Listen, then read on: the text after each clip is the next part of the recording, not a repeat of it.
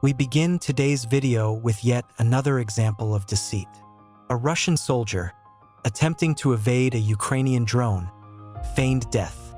However, subtle movements of his clothing, caused by quiet breathing, raised suspicions among the drone operators. They decided to conduct an additional check to verify whether the soldier was indeed eliminated. As it turned out, he was not. This is precisely why, in wartime conditions, it is critically important to always verify or finish off those who are lying on the ground. And we continue with the statistics update. We have impressive results from the Burevi Storm Unmanned Systems Unit over a period of just 6 days. During this short time, they have destroyed 39 enemy personnel, 66 enemy shelters, 43 enemy FPV drones, 52 Molniya Lightning drones, 1 Gerber system, 1 mortar for antennas, 2 Starlink systems, and 2 generators. From this, we can draw a clear conclusion. This protracted war has only catapulted the qualifications of our drone operators. All of them have been forced to train in harsh combat conditions, right here and right now, without lengthy preparation. And while just recently the drone controller was merely a novel gadget for many, it has now practically become an extension of their fingers.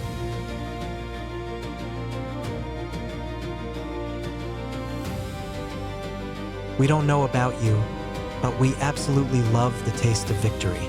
It's that feeling when you work long and hard on something, finally bring it to a logical end, and then savor the finale, just like completing a particularly difficult, decisive level in a video game.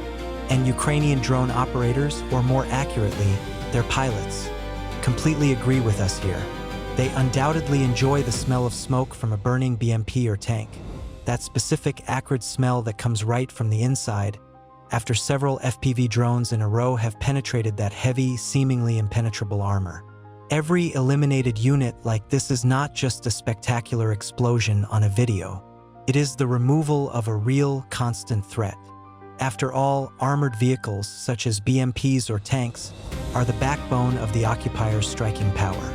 They are used to bring up ammunition, transport infantry, and, worst of all, for assault operations and shelling of positions in civilian cities. However, there is also the phenomenon of quick dopamine. This is the feeling of achievement they experience when the result of their work occurs almost instantly, essentially here and now. This effect is achieved during short, focused flights aimed at engaging enemy personnel. These are situations where infantry soldiers are neutralized by a single, precise drone strike, or when small fortifications or shelters are identified. The same kamikaze drone is capable of turning them into complete ruins with one accurate hit.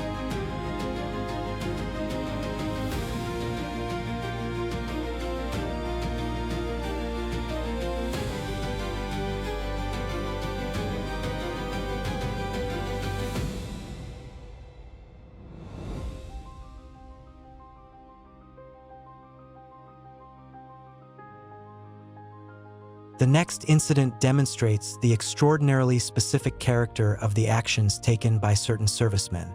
A group of Russian soldiers, who had likely landed mistakenly or retreated to the wrong position, were forced to search for shelter or transportation to reach a safe zone. Their need for immediate evacuation was critical. At this moment, they spotted several motorcycles lying on the ground. Initially, they appeared to be abandoned vehicles. The soldiers decided to approach them.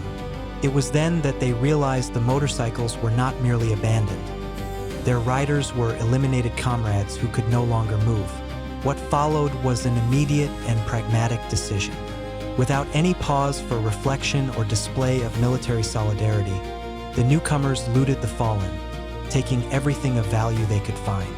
They quickly righted the motorcycles, started them, and sped away, aware that Ukrainian drones might be actively operating in the vicinity. Human life and honor quickly took a backseat to the instinct for self-preservation and material gain. However, their escape was short-lived. During their movement, they were spotted and pursued by a drone. Soon, the UAV successfully struck one of the crews. The remaining soldiers, realizing the danger, immediately halted. Their initial reaction was not to provide aid to the wounded. Instead, they carefully listened, attempting to determine if there were other drones nearby that might complete the job.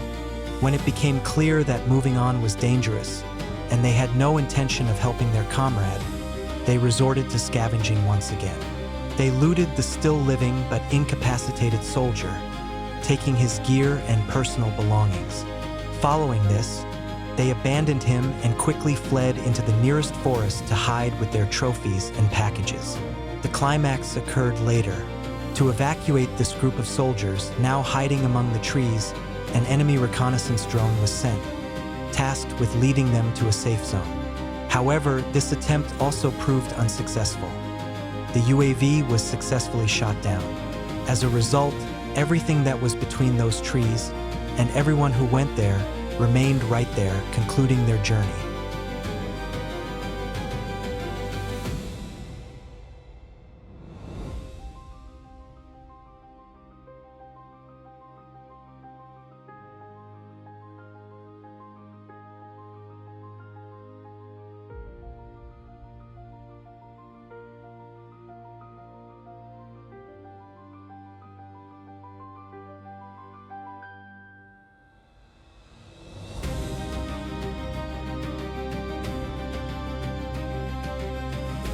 One might ask, what protection can a fallen tree actually offer as a cover? From a physical security standpoint, it is indeed a terrible choice.